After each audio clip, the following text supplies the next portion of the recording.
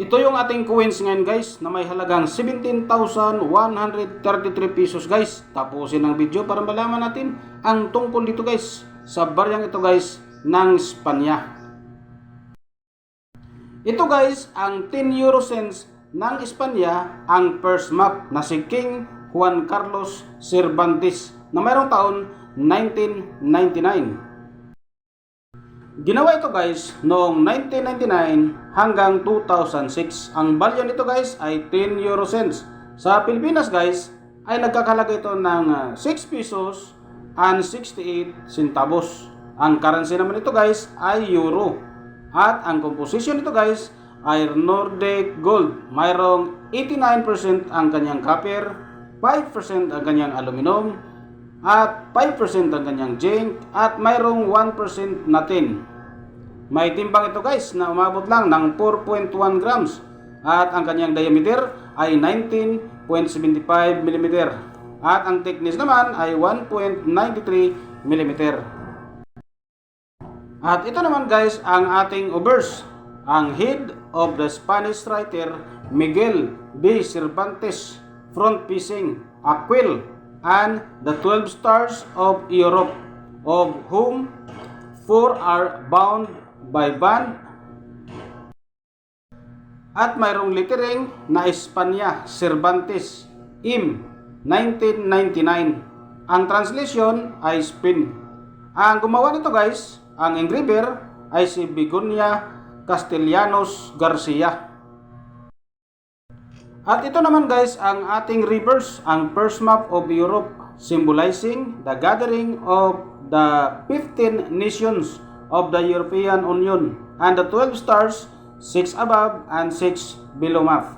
Mayroong lettering na 10 euro cents, double L, Lux, Loy, CX. At ang comments naman ito guys, Miguel de Cervantes Saavedra, 29 September 1547, assumed in 22 April 1616 in S, was an early modern Spanish writer, widely regarded as the greatest writer in the Spanish language and one of the world's preeminent novelists. He is best known for his novel Don Quixote, a work considered as the first modern novel.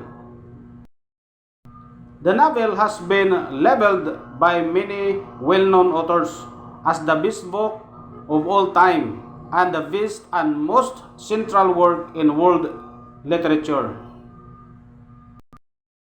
Ang ating 1999 guys, mayroon itong ginawa guys na umabot sa 588,100,000 kapiraso at mayroon lamang itong 57% ang kanyang frequency.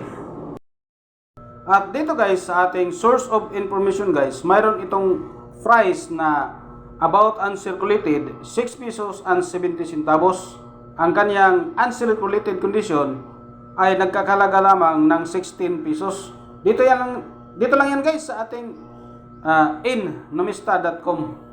Ang napakagandang balita dito guys, dito sa ating selling online sa eBay guys, ay mayroon itong halagang $300 dahil tumaas ng ating dollar ngayon guys, ay mayroon itong halagang 17,133 pesos. Huwag baliwalain guys ang mga baryang pinaglumaan na dahil pwede kang kumita sa halagang 17,133 pesos guys.